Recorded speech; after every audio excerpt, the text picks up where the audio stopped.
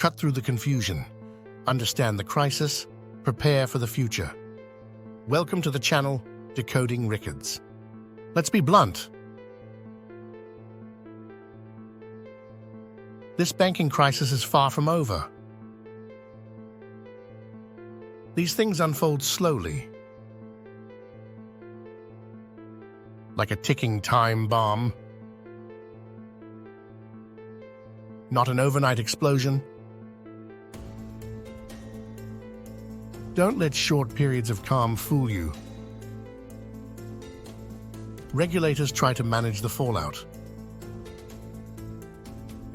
Investors pump money in hoping to restore confidence. And for a while, everything seems deceptively calm. Until the whole system blows up again. The problem? They only address the surface issues, never the underlying causes. Why am I so convinced this crisis is still lurking? Let's look at history. Seriously, it's like a playbook for financial messes. What's happening right now across the globe? And the warnings from credible organizations like the World Bank, S&P Global, and now the OECD. It's time to connect the dots and face the harsh realities. I've seen my share of banking crises. My first was way back in '74 with Herstatt Bank. A whole foreign exchange mess. But let's stick to more recent examples that eerily resemble what's happening now. Remember the 1997-98 Asia-Russia LTCM crisis? Most folks only remember LTCM on the verge of collapse in September '98, teetering with $1.3 trillion in derivatives.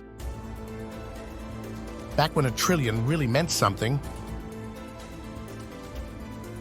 I was LTCM's lawyer.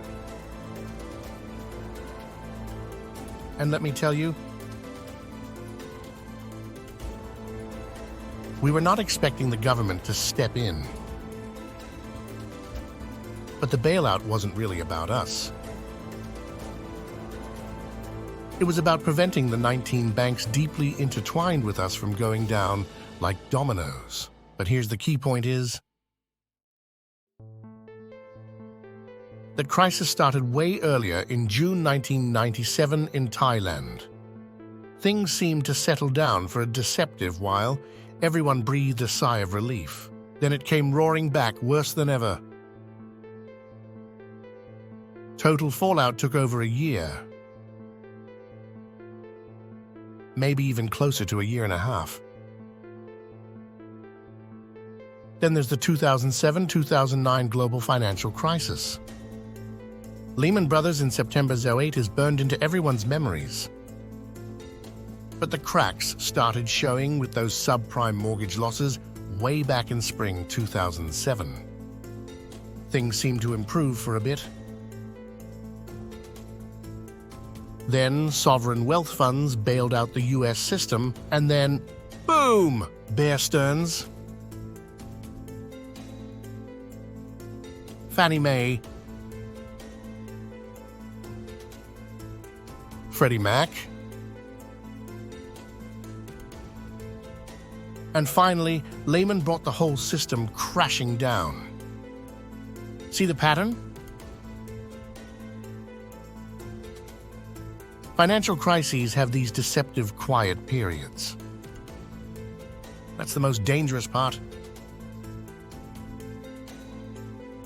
They trick you into thinking the worst is over, just before another devastating wave hits. So what about the 2023 banking crisis?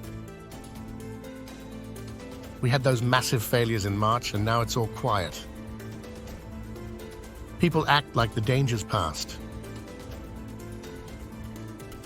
But I'm telling you, that's dangerous complacency. Let's look closer at what's going on. Economic indicators are flashing every warning sign. Downward sloping yield curves, collateral shortages, shrinking balance sheets.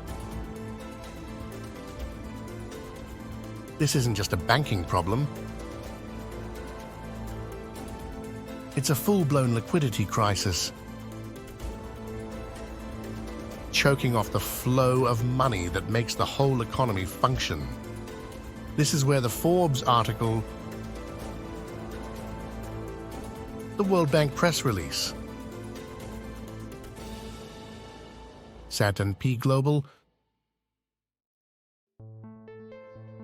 and now the OECD Economic Outlook come in. They all confirm the severity of the situation. We're barreling towards a major recession, and potentially a global one. Consumer spending is tanking because people are worried. Manufacturing is slowing due to uncertainty. And layoffs are hitting every sector hard. But here's what the OECD highlights that's especially troubling. The war in Ukraine is a huge destabilizing factor. It's fueling the energy crisis and disrupting global supply chains, adding an extra layer of chaos to an already fragile situation. The OECD warns that central banks around the world are in a tough spot. They're hiking interest rates aggressively to fight inflation, but risking overdoing it and triggering a self-inflicted recession. It's a delicate balancing act, and if they get it wrong, the consequences will be severe. This kind of recession plus a liquidity crisis, that spells absolute disaster. Banks get squeezed from all sides. Depositors panicking, businesses desperate for loans they can't get, and the whole financial system becomes a fragile house of cards. The Forbes article highlights declining housing prices, and both S&P Global and the OECD echo this concern. This is a major red flag, folks. Remember how the housing bubble burst and triggered the 2008 crisis? Falling prices mean less collateral, which leads to defaults, and then banks take massive hits. The IMF paints a grim picture of slowing global growth. This isn't just about the United States. The whole world economy is wobbling, taking things even more unstable for international banks. So the bottom line is, all the ingredients are there for this banking crisis to explode into something far worse. And the recession that's coming, that'll be like pouring gasoline on the fire. It's time to stop pretending things are fine and start preparing for the fallout, both as individuals and as a society. Thanks for watching. If you found this helpful, please give the video a thumbs up. And for more content like this, hit subscribe button and bell icon.